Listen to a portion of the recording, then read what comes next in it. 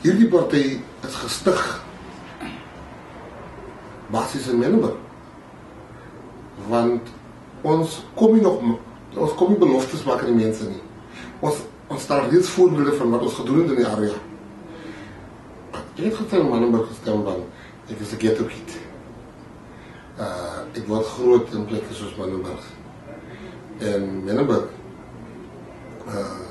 is 'n voorbeeld van hoe die ANC en die DA-regering gefaal het. Ons is nie one-hit wonders nie.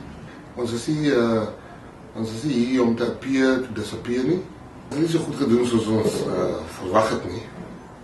Maar ons is slimmer as ons gewees het gister, die eergister. En ons het tot laat gesit, gisterand en baie vroeg opgestaan vanoggend. En die pad vorentoe alweer beplan.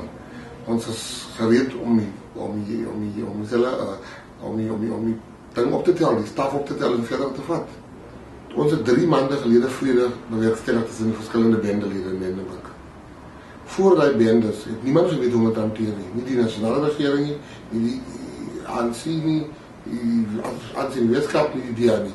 Het was clueless. En ons het ingekom en ons vrede was in my huise geteken. Die verskillende bendelede. En ons het gepraat daaroor. En ons het dinge in plek gesit, dat daar nie weer moet beklei uitbreek nie. Wat mense moet verstaan, die bendelede wat hierdie party gejoin het, trek die groen t-shirt aan.